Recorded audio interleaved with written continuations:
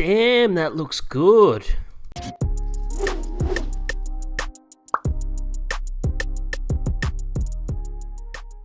Welcome back to the Logji channel, guys and girls. Today you can see we're on the Amazon front page. That means we're going to do an unboxing. Sony a5100 at $548, really affordable camera, 4.5 stars. So thanks guys and girls for returning to the Logji channel.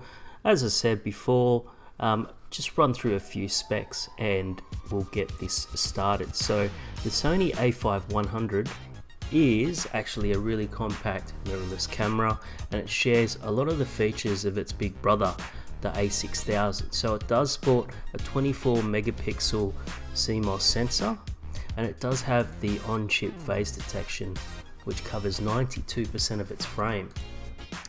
It's also a scaled down version, as I said, of the Alpha 6000, and it does pack some of Sony's best tech to date. So the camera is a couple of years old. It was released around 2014-15, but that's the reason why you can get a high quality camera such as this for such a really good price point. Now, it does have Sony's super fast phase detection and autofocus technology, and it's called the powerful Bionis X processor. Now, Sony's interface, it is improving, but it's still a bit clunky, I found. So overall, I do recommend the a5100 to mirrorless camera shoppers, but really this camera is great for beginners. Now, the camera also has one of the fastest image processors around, and it does have a really cool 3-inch touchscreen that can flip up into 180 degree, so you can see yourself while you're vlogging, which is really essential. When you are vlogging, you want to be able to see the light on your face and make those changes if necessary on the fly. Now, the video features are really impressive. I'm just pulling out the battery included here, which is 283 gram battery. We've got a couple of shoulder leashes here so you don't lose the camera, but yeah, it has really impressive video footage. So it does have a ZVAC coding, and that allows for 1080 to 60p and 24p movies with a 550 megapixel frame rate. Now, the camera does have ultra fast focus with 179 AF.64 frames per second. So it does have capture life in high resolution at 24 megapixels, and it's instant sharing via smartphone, which is a really cool feature. I really love that. It means that if you're in a bit of a rut and you want to upload onto YouTube, you can really transfer it onto your phone and upload from there. So that is an essential feature that I can't wait to try out. Now, as I said, the rechargeable battery, it comes with the AC charger. I will have to get an Australian charger, and I'm just gonna pause for dramatic entrance here as we unveil the camera. And wow, on first feel, it is absolutely an amazing camera. Feels really good. Definitely has that dense feeling, like a quality product. It's actually the most compact camera that I've gotten, and just looking at the back here, everything is standard what you'd see, and you have that 180 tilting screen, which is a touch screen as well.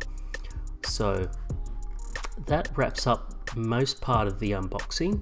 Now, what we're going to do now is we're going to go outside, and I'm going to show you a couple of screenshots, and we're going to play around with some image stabilization videos. So let's move on to that. Alright, now as you can see here, we've taken a few stills outside, and it is really true but subtle color. Now the colors are really captured quite accurately, but it may not please everyone, especially in low light.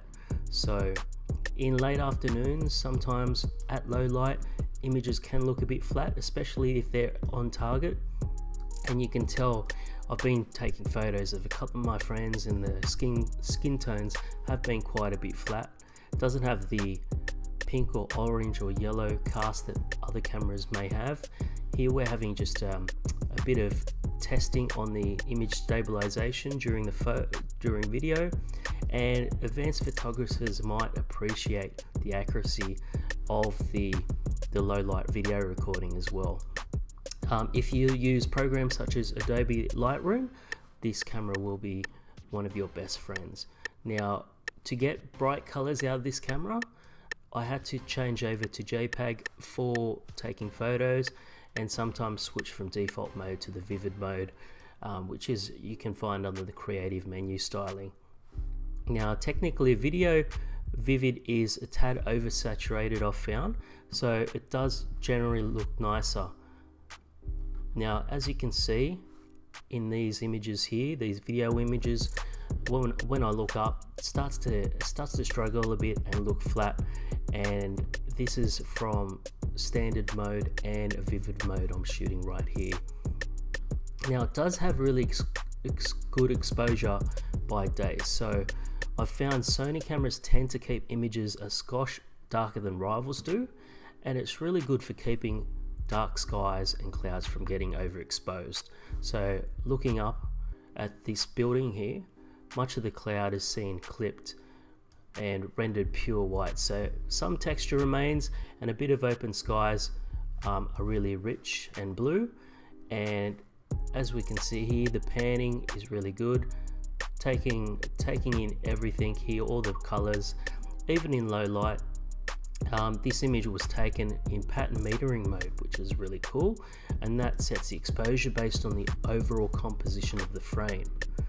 So in summary, I would recommend this camera. I'm still experimenting at the moment, but I'm really loving the feel and quality.